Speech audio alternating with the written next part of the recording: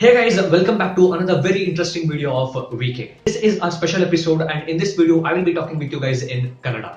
ಈ ವಿಡಿಯೋದಲ್ಲಿ ನಾನು ನಿಮ್ ಜೊತೆಗೆ ಒಂದು ಸ್ಮಾರ್ಟ್ ಫೋನ್ ನ ಮಾರೋದಕ್ಕಿಂತ ಮುಂಚೆ ಯಾವ ವಿಷಯಗಳನ್ನು ಗಮನದಲ್ಲಿ ಇಟ್ಕೋಬೇಕು ಮತ್ತೆ ಸ್ಮಾರ್ಟ್ ಫೋನ್ ಅಲ್ಲಿ ಏನೋ ಒಂದಷ್ಟು ಸೆಟ್ಟಿಂಗ್ಸ್ ಗಳನ್ನ ಮಾಡಿ ಆ ನಂತರನೇ ನೀವು ಸ್ಮಾರ್ಟ್ ಫೋನ್ ನ ಮಾರಬೇಕು ಆ ವಿಷಯಗಳ ಬಗ್ಗೆ ನಾನು ಈ ವಿಡಿಯೋದಲ್ಲಿ ಮಾತಾಡ್ತೀನಿ. ಸೊ ಯಾವುದೇ ತಡ ಇಲ್ಲದೆ ಈ ವಿಡಿಯೋನ ಪ್ರಾರಂಭ ಮಾಡೋಣ ಬನ್ನಿ.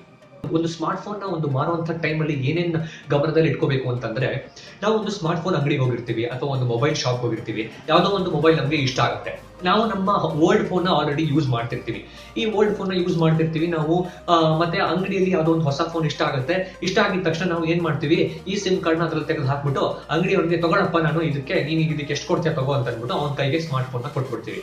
ಅವ್ನ ಏನ್ ಮಾಡ್ತಾನೆ, ಸ್ಮಾರ್ಟ್ ಫೋನ್ ನ ಫ್ಯಾಕ್ಟರಿ ರೀಸೆಟ್ ಅಂತ ಮಾಡ್ತಾನೆ, ಟಕ್ ಅಂತ ನಿಮ್ ಕೈಗೆ ಕ್ಯಾಶ್ ಕೊಡ್ತಾನೆ, ಮತ್ತೆ ಈ ಫೋನ್ ನ ಅವ್ನು ತಗೊಂಡ್ಬಿಡ್ತಾನೆ ಅಲ್ವಾ. ಈ ಒಂದು ಪ್ರೋಸೆಸ್ ಇದೆಯಲ್ಲ ಅದು ಬಹಳ ತಪ್ಪು. ಏನಕ್ಕೆ ಅಂತಂದ್ರೆ, ಸಿಂಪಲ್ ಆಗಿ ತರ ಒಂದು ಸ್ಮಾರ್ಟ್ ಫೋನ್ ನ ಅಂಗಡಿಲೇ ಮಾರ್ಬಿಟ್ರೆ ಅಥವಾ OLX ಅಲ್ಲಿ ಮಾರ್ಬಿಟ್ರೆ ಏನು ಸೆಟ್ಟಿಂಗ್ಸ್ ನ ಮಾಡ್ದೇನೆ ನಮ್ಮ ಡೇಟಾ ಏನು ನಮ್ಮ ಸ್ಮಾರ್ಟ್ ಫೋನ್ ಅಲ್ಲಿ ಇತ್ತು, ನಮ್ಮ ಹಳೆ ಫೋಟೋಸ್ ಆಗಿರ್ಬೋದು, ನಮ್ಮ ಕಾಲ್ ಡೀಟೇಲ್ಸ್, ನಮ್ಮ ಮೆಸೇಜಸ್, ನಮ್ಮ ವಾಟ್ಸ್ಆಪ್ ಮೆಸೇಜಸ್, ನಮ್ಮ ಫೇಸ್ಬುಕ್ ಮೆಸೇಜಸ್, ಪ್ರತಿಯೊಂದು ವಿಷಯ ಅಥವಾ ಪ್ರತಿಯೊಂದು ಡೀಟೇಲ್ಸ್ ಏನಿತ್ತು ನಮ್ಮ ಫೋನ್ ಅಲ್ಲಿ ಡೇಟಾ ಅಂತ ಕರೀತಾರಲ್ಲ, ಆ ಪ್ರತಿಯೊಂದು ಡೇಟಾನ ರಿಕವರ್ ಮಾಡ್ಕೊಂಡ್ಬಿಡ್ಬೋದು. ನಾನು ಹೇಳುವಂತ ಒಂದಷ್ಟು ವಿಷಯಗಳನ್ನ ನೀವು ಫಾಲೋ ಮಾಡ್ಲಿಲ್ಲ ಅಂತಂದ್ರೆ ಯಾವುದೇ ಬೇಸಿಕ್ ಕಂಪ್ಯೂಟರ್ ಯೂಸರ್ ಕೂಡ ನಮ್ಮ ಸ್ಮಾರ್ಟ್ ಫೋನ್ ಅಲ್ಲಿ ಇರುವಂತಹ ಡೇಟಾನ ರಿಕವರ್ ಮಾಡ್ಕೊಂಡ್ಬಿಡ್ತಾರೆ. ಆದ್ರಿಂದ ನಾನು ಇವಾಗ ಒಂದಷ್ಟು ವಿಷಯಗಳನ್ನ ಹೇಳ್ತೀನಿ. ಇವಾಗ ನೀವು ಒಂದು ಅಂಗಡಿಗೆ ಹೋಗಿರ್ತೀರಾ ಅಥವಾ OLX ಅಲ್ಲಿ ನಿಮ್ ಸ್ಮಾರ್ಟ್ ಫೋನ್ ಆಡ್ ನ ಪ್ಲೇಸ್ ಮಾಡ್ತೀರಾ. OLX ಅಲ್ಲಿ ಪ್ಲೇಸ್ ಮಾಡಿದ ತಕ್ಷಣ ಯಾರೋ ಒಬ್ರು ಬರ್ತಾರೆ, ಯಾರೋ ಒಬ್ರು ಬೈಯರ್ ಬಂದ್ಬಿಟ್ಟು ನಿಮ್ ಸ್ಮಾರ್ಟ್ ಫೋನ್ ನೋಡ್ತಾರೆ, ಇಷ್ಟಪಡ್ತಾರೆ. ನೀವೇನ್ ಮಾಡ್ತೀರಾ, ಟಕ್ ಅಂತ ಕ್ಯಾಶ್ ಇಸ್ಕೊಂಡ್ಬಿಟ್ಟು ಫೋನ್ ನ ಮಾರ್ಬಿಡ್ತೀರಾ. ಬಟ್ ಈ ಟೈಮ್ ಅಲ್ಲಿ ಏನಾಗುತ್ತೆ, ನೀವು ಏನು ಸೆಟ್ಟಿಂಗ್ಸ್ ಗಳನ್ನ ಮಾಡಿರಲ್ಲ, ಅಂದ್ರೆ ನಿಮ್ಮ ಡೇಟಾನ ನೀವು ಪ್ರೊಟೆಕ್ಟ್ ಮಾಡ್ಕೊಂಡಿರಲ್ಲ ಅಂತ ಅರ್ಥ. ಇದರಿಂದ ಏನಾಗುತ್ತೆ, ನಮ್ಮ ಡೇಟಾ ಏನಿತ್ತು ನಮ್ಮ ಸ್ಮಾರ್ಟ್ ಫೋನ್ ಅಲ್ಲಿ, ನಮ್ಮ ಹಳೆ ಮೆಸೇಜಸ್ ಗಳು, ನಮ್ಮ ವಾಟ್ಸ್ಆಪ್ ಚಾಟ್ಸ್ ಅಥವಾ ನಮ್ಮ ಓಲ್ಡ್ ಫೋಟೋಸ್ ಏನಿತ್ತು, ಆ ಪ್ರತಿಯೊಂದು ಫೋಟೋಸು ಮತ್ತೆ ಡೇಟಾ ಎಲ್ಲ ಅದರಲ್ಲೇ ನಮ್ಮ ಫೋನ್ ಅಲ್ಲೇ ಕೂತಿರುತ್ತೆ. ನಾವೇನ್ ಅನ್ಕೋತೀವಿ ಅಂತಂದ್ರೆ, ಫ್ಯಾಕ್ಟರಿ ರಿಸೆಟ್ ಮಾಡ್ಬಿಡೋಣ, ಫ್ಯಾಕ್ಟರಿ ರಿಸೆಟ್ ಮಾಡಿದ ತಕ್ಷಣ ಇರೋ ಡೇಟಾನೆಲ್ಲ ಡಿಲೀಟ್ ಆಗೋಗುತ್ತೆ, ಸೊ ಯಾರು ನನ್ನನ್ನ ರಿಕವರ್ ಮಾಡ್ಕೊಳಕ್ಕಾಗಲ್ಲ ಅಂತ ಅಂದ್ಬಿಟ್ಟು. ಬಟ್ ಖಂಡಿತ ಇಲ್ಲ, ಫ್ಯಾಕ್ಟರಿ ರಿಸೆಟ್ ಮಾಡಿದ್ರು ಕೂಡ ನಮ್ಮ ಸ್ಮಾರ್ಟ್ ಫೋನ್ ಅಲ್ಲಿ ಇರುವಂತಹ ಡೇಟಾನ ಕೂಡ ಯಾರೇ ಈಸಿಯಾಗಿ ಅದನ್ನ ರಿಕವರ್ ಮಾಡ್ಕೋಬಹುದು. ಕಂಪ್ಯೂಟರ್ ಅಲ್ಲಿ ಡೇಟಾ ರಿಕವರಿ ಸಾಫ್ಟ್ವೇರ್ ಅಂತ ನೀವು ಕೇಳಿರ್ಬೋದು, ಅದೇ ತರ ಮೊಬೈಲ್ ಫೋನ್ ಗಳಿಗೂ ಕೂಡ ಡೇಟಾ ರಿಕವರಿ ಸಾಫ್ಟ್ವೇರ್ ಅಂತ ಬೇಕಾದಷ್ಟು ಬರುತ್ತೆ. ಒಂದು ಬೇಸಿಕ್ ಕಂಪ್ಯೂಟರ್ ಯೂಸರ್ ಒಂದು 2000 ರೂಪೀಸ್ಗೆಲ್ಲ ಮೊಬೈಲ್ ರಿಕವರಿ ಸಾಫ್ಟ್ವೇರ್ ಗಳು ಸಿಕ್ಬಿಡುತ್ತೆ.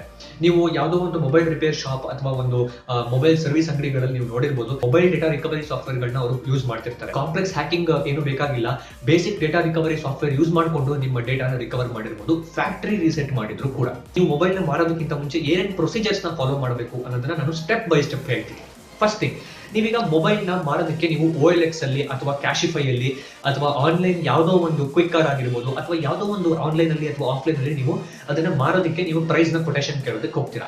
ಆನ್ಲೈನ್ ಅಲ್ಲಿ ಆಡ್ಸ್ ಪ್ಲೇಸ್ ಮಾಡ್ತೀರಾ, ಆಫ್ಲೈನ್ ಅಲ್ಲಿ ನೀವು ಪ್ರೈಸ್ ಕೊಟೇಶನ್ ಕೇಳಕ್ ಹೋಗ್ತೀರಾ. ಯಾವುದೋ ಒಂದು ಅಂಗಡಿಗೆ ಹೋಗ್ಬಿಟ್ಟು, ನೋಡಪ್ಪ ಈ ಹಳೆ ಫೋನ್ ಇದೆ, ಇದಕ್ಕೆ ಎಷ್ಟು ದುಡ್ಡು ಕೊಡ್ತೀರಾ ಅಂತ ಕೇಳಕ್ ಹೋಗ್ತೀರಾ. ಇವಿಷ್ಟು ಪ್ರೋಸೆಸ್ ನ ನೀವು ಮಾಡುವಾಗ ನಿಮ್ ಫೋನ್ ನ ಆಲ್ರೆಡಿ ನೀವು ಯೂಸ್ ಮಾಡ್ತಿರ್ತೀರಾ ಅಲ್ವಾ. ಆಫ್ಲೈನ್ ಅಲ್ಲಿ ಯಾವ್ದೋ ಒಂದು ಅಂಗಡಿಯವನು ಅಥವಾ ಆನ್ಲೈನ್ ಅಲ್ಲಿ ಯಾರೋ ಒಬ್ರು ಬೈಯರು ನಿಮ್ ಫೋನ್ ಡೀಲ್ ನ ಫೈನಲೈಸ್ ಮಾಡ್ತಾರಲ್ವಾ. ಅದಾದ್ಮೇಲೆ ನಾವೇನ್ ಮಾಡ್ಬೇಕು ಅಂತಂದ್ರೆ, ಫಸ್ಟ್ ನಿಮ್ ಮೊಬೈಲ್ ಅಲ್ಲಿ ಗೂಗಲ್ ಅಕೌಂಟ್ಸ್ ಅಂತ ಆಡ್ ಆಗಿರುತ್ತಲ್ವಾ.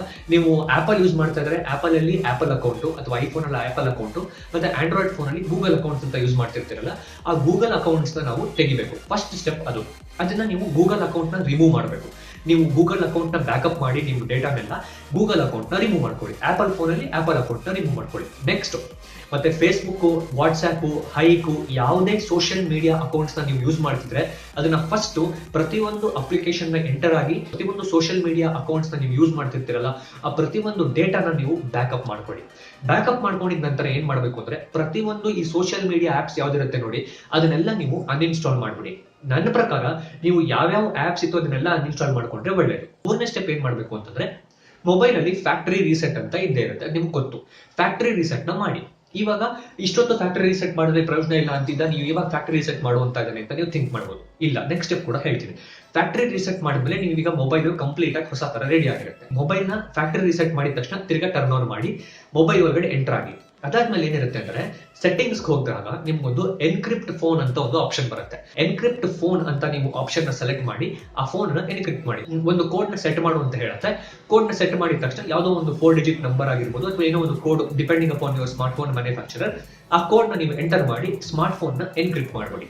ಎನ್ಕ್ರಿಪ್ಟ್ ಮಾಡಿದ್ರೆ ಏನಾಗುತ್ತೆ ಅಂದ್ರೆ ಯಾವುದೇ ಆದ ಟಫ್ ಒಂದು ಹ್ಯಾಕಿಂಗ್ ಸಾಫ್ಟ್ವೇರ್ಸ್ ಇಂದ ಕೂಡ ನಿಮ್ಮ ಡೇಟಾನ ರಿಕವರ್ ಮಾಡೋದು ಸ್ವಲ್ಪ ಕಷ್ಟ ಆಗುತ್ತೆ. ಎನ್ಕ್ರಿಪ್ಟ್ ಫೋನ್ ಕೂಡ ಮಾಡಿದ ನಂತರ ನೆಕ್ಸ್ಟ್ ಏನ್ ಮಾಡ್ಬೇಕಪ್ಪ ಅಂತಂದ್ರೆ ನೀವು ಕಂಪ್ಯೂಟರ್ ಮೂಲಕ ನಿಮ್ಮ ಫೋನ್ ಅಲ್ಲಿ ಯಾವ್ದಾದ್ರು ಒಂದು ಬೇಡದಿರುವಂತ ಒಂದು ಡೇಟಾಗಳನ್ನ ತುಂಬಿಡಿ.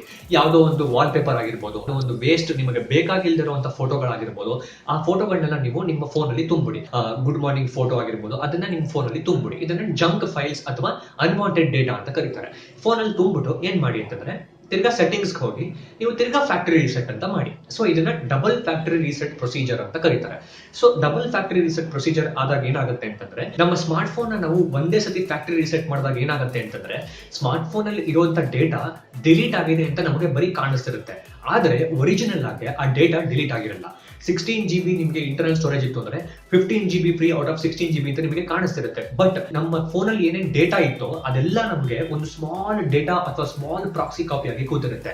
ಆ ಕಾಪಿನ ಯೂಸ್ ಮಾಡ್ಕೊಂಡು ನಾವು ಬೇಸಿಕ್ ಡೇಟಾ ರಿಕವರಿ ಸಾಫ್ಟ್ವೇರ್ ಇಂದ ನಾವು ಎಲ್ಲ ಎಕ್ಸ್ಟ್ರಾಕ್ಟ್ ಮಾಡ್ಕೊಂಡ್ಬಿಡ್ಬೋದು. ಸೊ ನಿಮ್ಮ ಹತ್ರ ಏನೇನ್ ಫೋಟೋಸ್ ಇತ್ತೋ ವಿಡಿಯೋಸ್ ಇತ್ತೋ ಎಲ್ಲ ನಿಮಗೆ ವಾಪಸ್ ಸಿಕ್ಬಿಡುತ್ತೆ ಒಂದು ಸತಿ ಫ್ಯಾಕ್ಟರಿ ರಿಸೆಟ್ ಮಾಡಿದ್ರೆ. So second time factory reset ಮಾಡಿದಾಗ ಏನಾಗುತ್ತೆ ಅಂತಂದ್ರೆ ನಿಮಗೆ ಎಲ್ಲ ಡೇಟಾ ಏನೇನ್ ಇತ್ತೋ including that small proxy copy ಏನ್ ಹೇಳಿದೆ ನಾನು, ಅದು ಕೂಡ ನಿಮಗೆ ಫೋನ್ ಇಂದ ಡಿಲೀಟ್ ಆಗುತ್ತೆ. ಸೊ 2 ಸತಿ ಫ್ಯಾಕ್ಟರಿ ರಿಸೆಟ್ ಮಾಡೋದು ತುಂಬಾ ಇಂಪಾರ್ಟೆಂಟ್. ಸೊ ನಾನು ಇವಾಗ ಹೇಳಿದ ಸ್ಟೆಪ್ಸ್ ಎಲ್ಲ ನೀವು ಫಾಲೋ ಮಾಡಿದ್ದೀರಾ.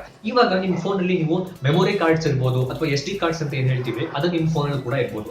ಅದನ್ನೂ ಕೂಡ ಫೋನ್ ಇಂದ ತೆಗೆದುಬಿಟ್ಟು ನೀವು ನಿಮ್ಮ ಹತ್ರ ಇಟ್ಕೊಂಡ್ಬಿಡಿ. ಕೆಲವು ಸತಿ ನಾವೇನ್ ಮಾಡ್ತೀವಿ ಅಂದ್ರೆ SD ಕಾರ್ಡ್ ಕೊಟ್ಬಿಡಿ ಸರ್, 250 ರೂಪಾಯಿ ಎಕ್ಸ್ಟ್ರಾ ಕೊಡ್ತೀನಿ ಅಂತ ಅಂದಿದ ತಕ್ಷಣ ನಾವ್ ಏನ್ ಅನ್ಕೊಂಡ್ಬಿಡ್ತೀವಿ, SD ಕಾರ್ಡ್ ಕೂಡ ಮಾರ್ಬಿಡ್ತೀವಿ ಅವನಿಗೆ ನೋಡ್ದೇನೆ. ಆತರ ಬ್ಲೈಂಡ್ ಆಗಿ ಖಂಡಿತ ಯಾವತ್ತೂ ಮಾಡಕ್ ಹೋಗ್ಬೇಡಿ. ಆದ್ರಿಂದ SD ಕಾರ್ಡ್ ನ ನಿಮಗೆ ಯಾವತ್ತಾದ್ರೂ ಮುಂದೆ ಉಪಯೋಗ ಆಗ್ಬೋದು. SD ಕಾರ್ಡ್ ಕೂಡ ನೀವು ಹತ್ರ ವಾಪಸ್ ಸೇಫ್ ಆಗಿ ಇಟ್ಕೊಂಡ್ಬಿಡಿ. ಇಲ್ಲ ನೀವು SD ಕಾರ್ಡ್ ಮಾರಬೇಕು ಅಂದ್ರೆ SD ಕಾರ್ಡ್ಗೂ ಕೂಡ ಫಾರ್ಮ್ಯಾಟ್ ಮಾಡ್ಬಿಟ್ಟು ನೀವು SD ಕಾರ್ಡ್ ನ ಮಾರಬಹುದು. ಇಷ್ಟು ಪ್ರೊಸೀಜರ್ಸ್ ನ ನೀವು ಯೂಸ್ ಮಾಡ್ಕೊಂಡ್ರೆ ನಿಮ್ಮ ಡೇಟಾನ ನೀವು ಪ್ರೊಟೆಕ್ಟ್ ಮಾಡ್ಕೋಬಹುದು. ಏನಕ್ಕೆ ಅಂತಂದ್ರೆ ಇವತ್ತಿನ fast moving social media generation ಅಲ್ಲಿ cyber security is very important. Hacking ಮತ್ತೆ ನಿಮ್ಮ ಡೇಟಾನ ಮ್ಯಾನಿಪುಲೇಟ್ ಮಾಡ್ಕೊಳ್ಳೋದು ಮತ್ತೆ ಮಿಸ್ಯೂಸ್ ಮಾಡ್ಕೊಳ್ಳೋದು ತುಂಬಾ ನಡೀತಾ ಇದೆ. ನೀವು ಕೆಲವು ಸತಿ ಕೇಳಿರ್ಬೋದು, ಎಸ್ಪೆಷಲಿ ಯಾವ್ದಾರ ಒಂದು ಹೆಣ್ಮಗು ಒಂದು ಫೋನ್ ನ ಮಾರ್ತಿದ್ರೆ ಅವ್ರಿಗೆ ಇದ್ರ ಬಗ್ಗೆ ಜಾಸ್ತಿ ಗಮನ ಇರಲ್ಲ. ಅಥವಾ ಕೆಲವರು ಹುಡುಗರು ಕೂಡ ಅಥವಾ ಮಿಡಿಲ್ ಏಜ್ ನಮ್ಮ ಪೇರೆಂಟ್ಸ್ ಜನರೇಷನ್ ಅಲ್ಲಿ ಇರ್ಬೋದು ಅಥವಾ ಗ್ರ್ಯಾಂಡ್ ಪೇರೆಂಟ್ಸ್ ಜನರೇಷನ್ ಅವರು ಫೋನ್ ಬಗ್ಗೆ ಅಥವಾ ಈ ಟೆಕ್ನಾಲಜಿ ಬಗ್ಗೆ ಅಷ್ಟೊಂದು ಡೀಪ್ ಆಗಿ ಅವ್ರಿಗೆ ಇನ್ಫಾರ್ಮೇಶನ್ ಗೊತ್ತಿರೋದಿಲ್ಲ. ಅದರಿಂದ ಅವ್ರು ಏನ್ ಮಾಡ್ತಾರೆ, ಬ್ಲೈಂಡ್ ಆಗಿ ಅಂಗಡಿಯವನು ರೇಟ್ ಕೊಟ್ಟಿದ ತಕ್ಷಣ ತಗೊಳಪ್ಪ ಫೋನ್ ತಗೊಳಪ್ಪ, ನೀನೇ ಏನ್ ಬೇಕು ಮಾಡ್ಕೊಡಪ್ಪ, ಹೊಸ ಫೋನ್ಗೆಲ್ಲ ಟ್ರಾನ್ಸ್ಫರ್ ಮಾಡ್ಕೊಡಪ್ಪ ಅಂತ ಹೇಳ್ತಾರೆ. ಬಟ್ ಅಂಗಡಿಯವನು ಒಳ್ಳೆಯವನ ಕೆಟ್ಟವನ ಅನ್ನೋದನ್ನ ನಮಗೆ ಗೊತ್ತಿರೋದ್ರಿಲ್ಲ. ಅಂಗಡಿಯವನು ಏನ್ ಮಾಡ್ಬೋದು, ನಿಮ್ಮ ಡೇಟಾನೆಲ್ಲ ರಿಕವರ್ ಮಾಡ್ಕೊಂಡ್ಬಿಟ್ಟು ನಿಮ್ಮ ಡೇಟಾನೆಲ್ಲ ನಿಮ್ ಮುಂದೆ ಫ್ಯಾಕ್ಟರಿ ರಿಸೆಟ್ ಅಂತೂ ಮಾಡ್ತಾರೆ. ಆಮೇಲೆ ಅವ್ನು ಏನ್ ಮಾಡ್ಬೋದು, ಡೇಟಾನ ರಿಕವರಿ ಸಾಫ್ಟ್ವೇರ್ ಯೂಸ್ ಮಾಡ್ಕೊಂಡು ರಿಕವರ್ ಮಾಡ್ಕೊಂಡು ನಿಮ್ಮ ಪ್ರತಿಯೊಂದು ನಿಮ್ಮ ಹತ್ರ ಏನೋ ಒಂದು ನಿಮ್ದು ಪ್ರೈವೇಟ್ ಫೋಟೋ ಆಗಿರ್ಬೋದು ಅಥವಾ ನಿಮ್ಮ ಪರ್ಸನಲ್ ಫೋಟೋಸ್ ಯಾವ್ದು ಅವನ ಕೈಗೆ ಯಾಕೆ ಹೋಗ್ಬೇಕು ಅಲ್ವಾ, ಅಥವಾ ಆ ಫೋಟೋಸ್ ಅಥವಾ ನಿಮ್ಮ ಪರ್ಸನಲ್ ಡೇಟಾ ಯೂಸ್ ಮಾಡ್ಕೊಂಡು ಅವನ ಅದನ್ನ ಬ್ಲಾಕ್ ಮಾರ್ಕೆಟ್ ಅಲ್ಲಿ ಮಾರ್ಕೊಂಡು ಲಕ್ಷಗಟ್ಟಲೆ ಕೂಡ ಅವನು ದುಡ್ಡು ಮಾಡ್ಕೋಬಹುದು. ಎಲ್ಲಾ ತರ ಸೈಬರ್ ಕ್ರೈಮ್ ಅಥವಾ ಡೇಟಾ ಹ್ಯಾಕಿಂಗ್ ಆಗೋದನ್ನ ನಾವು ಪ್ರಿವೆಂಟ್ ಮಾಡೋದಕ್ಕೆ ನಾನು ಈ ವಿಡಿಯೋನ ಮಾಡಿ ನಿಮಗೆ ಎಜುಕೇಟ್ ಮಾಡ್ಕೊಡ್ತಾ ಇರೋದು. ಇಷ್ಟೊತ್ತು ನಾನು ಏನ್ ಎಕ್ಸ್ಪ್ಲೈನ್ ಮಾಡಿದೆ ಎಲ್ಲ ಸಮರಿ ಇಂಡಿವಿಜುವಲ್ ಸ್ಟೆಪ್ಸ್ ಆಗಿ ಅಥವಾ ಇಂಡಿವಿಜುವಲ್ ಪಾಯಿಂಟ್ಸ್ ಆಗಿ ನಾನು ಈಗ ಸ್ಕ್ರೀನ್ ಮೇಲೆ ಡಿಸ್ಪ್ಲೇ ಮಾಡ್ತೀನಿ, ನೋಡ್ಕೊಂಡು ನೀವು ದಯವಿಟ್ಟು ಕಲ್ತ್ಕೊಳ್ಳಿ.